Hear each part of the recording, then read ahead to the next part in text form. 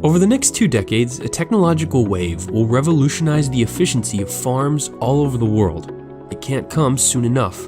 By the year 2050, the human population will be nearly 10 billion, which means we'll need to have doubled the amount of food we now produce. This is an examination of the agricultural innovations coming down the pipeline that will help get us there. The industry has undergone major developments over the last century. 100 years ago, farming looked like this. Today, it looks like this, and tomorrow, it'll look something like this. These changes have allowed many of us to do other things with our lives. In 1900, about 11 million agricultural workers produced the food for 76 million people. Today, just 6.5 million workers feed 321.4 million Americans. 2 factors were most responsible for this surge in productivity: engines and the widespread availability of electricity. Today, the innovations on our immediate horizon include autonomous pickers. UK researchers have already created one that gathers strawberries twice as fast as humans. The challenge will be creating robotic pickers that can switch between all kinds of crops. Robots or drones that can precisely remove weeds or shoot them with a targeted spritz of pesticide, using 90% less chemicals than a conventional blanket sprayer. For the organic farmer, they could zap the weeds with a laser instead. This could have a big impact. The UN estimates that each year, between 20 and 40% of global crop yields are destroyed by pests and disease. Tiny sensors and cameras will monitor crop growth and alert farmers on their smartphones if there's a problem or when it's the best time to harvest. The Bonnie Rob can take a soil sample, liquidize it, then analyze its pH and phosphorus levels all in real time. As a proof of concept for all this autonomous farming technology, researchers at Harper Adams in the UK plan to grow and harvest an entire hectare of barley without humans ever entering the field.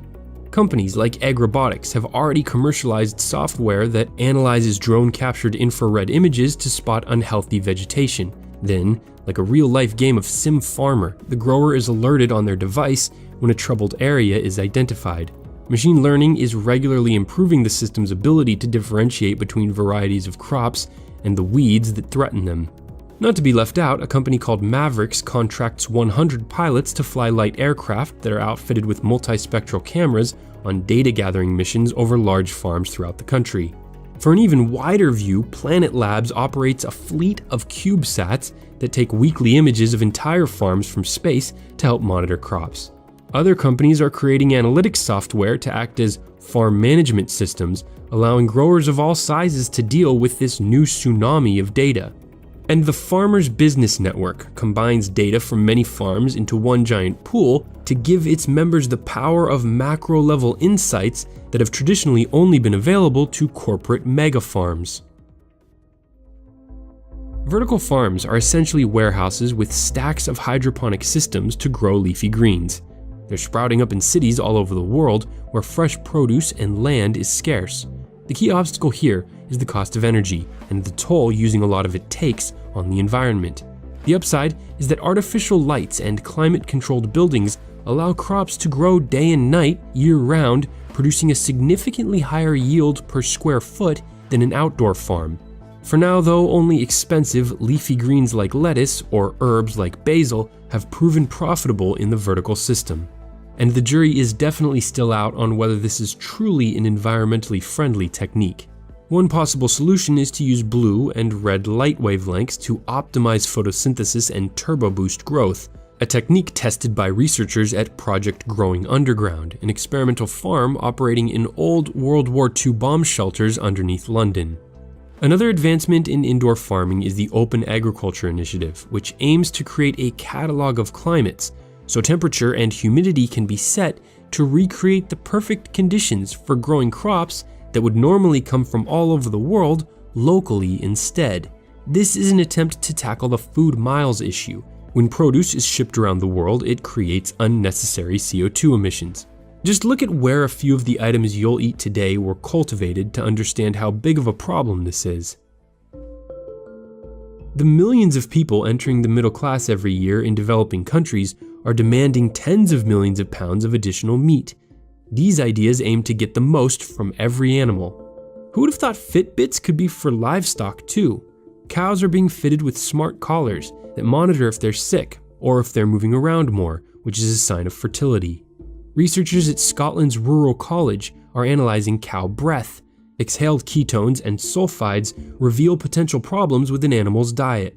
Thermal imaging cameras spot inflamed udders to provide earlier treatment to combat a bacterial infection known as mastitis, one of the costliest setbacks in the dairy industry.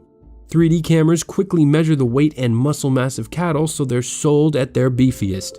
Companies have even begun positioning microphones above pig pens to detect coughs, giving sick animals the treatment they need a full 12 days earlier than before. Less antibiotics are used if fewer animals become ill for shorter lengths of time. And a system of just 3 cameras developed by researchers in Belgium tracks the movement of thousands of chickens to analyze their behavior and spot over 90% of possible problems. Here's a stat that I found eye-opening. Consumption of farmed fish has now surpassed our consumption of beef, and researchers are working to increase the types of fish that are raised. Aquaculturists at the Institute of Marine and Environmental Technology in Baltimore are developing an artificial ecosystem that mimics ocean conditions so that saltwater fish farms can be built inland. This would allow millions of landlocked people to be able to enjoy fresh fish instead of consuming frozen fish grown or caught on the coast that have to be shipped thousands of miles in refrigerated trucks that use a lot of energy. The most exciting thing about this experimental fish farm is that it's actually a closed system that creatively uses 3 sets of bacteria in different ways so it doesn't produce any waste and even powers itself. This is the world's most sustainably produced fish. The system is completely and fully contained. There is zero interaction with the environment. There is no waste. It's zero waste goes back to the environment, which is the big problem with aquaculture today. This revolutionary technique could be critical for saving species in the wild, like rapidly depleting bluefin tuna populations without curbing the appetites of sushi lovers like me. Another ingenious approach from a company in California are proteinaceous fish food pellets made from the bodies of a bacteria that grow by consuming a combination of methane, oxygen, and nitrogen. The UN's Food and Agriculture Organization estimates that 2 billion people consume insects as part of their diet. Moi, je mange les insectes, c'est trop nourrissant. Donc, ça nourrit le corps et ça n'a pas de graisse et ça ne nuit pas au corps. C'est un truc que si un être humain mange ça tout le temps, peu rare qu'il aura des maladies. Bugs are among the cheapest, most nutritious, environmentally friendly sources of protein. So there's a growing movement to find new ways to incorporate them into food products that can be marketed in a way that doesn't gross people out. Some examples are protein powder and insect flour. But even if insects never make it onto many of our plates, they can still help us a lot as animal feed. On the other end of the alternative protein spectrum is lab-grown meat. In 2013, the first hamburger was made from muscle cells grown in a lab in the Netherlands, followed by a meatball grown by a California company called Memphis Meats. These grabbed headlines, but production costs need to come way down before we'll be buying synthetic meats in significant quantities. So it's better for the environment, and we need much less resources to actually produce it, so that we can produce much more meat with much less resources, so that we can feed the entire planet. And we'll probably look back at this time as sort of barbaric, that we still killed animals and used animals to such a degree for our meat consumption. Human survival on Earth has, by necessity, driven us to use and change the world around us. Some of our most powerful innovations are aimed at solving problems we ourselves create. As climate patterns change and human population rises, the prospect of a global food shortage becomes increasingly dire. It's a threat that even the deployment of millions of autonomous farmer bots would be unlikely to solve. But where man-made machines may fall short, bacterial machines may very well prevail, bringing me to the technology that can continue to deliver the biggest increases in crop yield: genetic modification. Scientific breakthroughs like CRISPR, genomic selection, and SNPs now allow single letters within a gene to be precisely edited. Unlike older methods of genetic manipulation, like transgenic modifications that made uncontrolled alterations to large regions of DNA, CRISPR, a gene editing system repurposed from bacteria, more closely mimics the process of random mutation. This process is critical for environmental adaptation, Darwinian natural selection, and, ultimately, evolution. While this fact alone may not placate the most passionate anti-GMO advocate, highly precise techniques like CRISPR should help ease the legitimate health and environmental concerns that have thus far curbed significant commercial investments. But not everyone is sitting on the sidelines.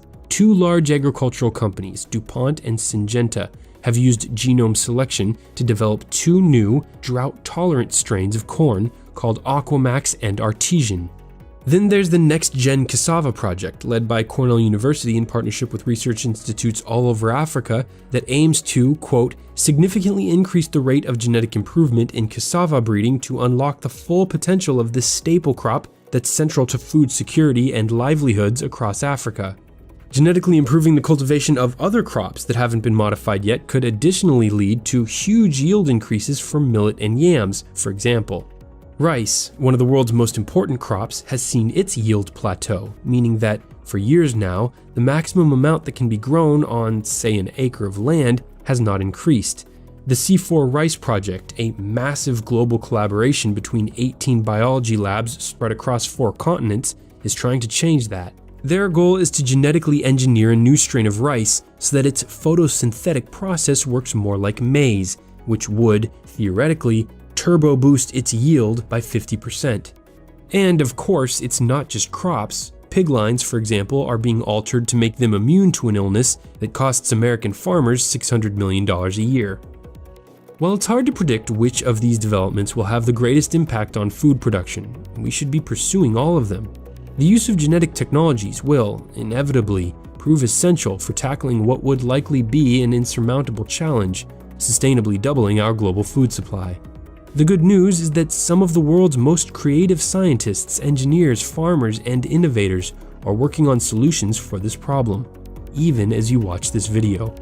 This piece was based on articles that recently appeared in The Economist and the journal Nature, and our recent video on India's highway mega project led some of you to suggest other projects for us to look into.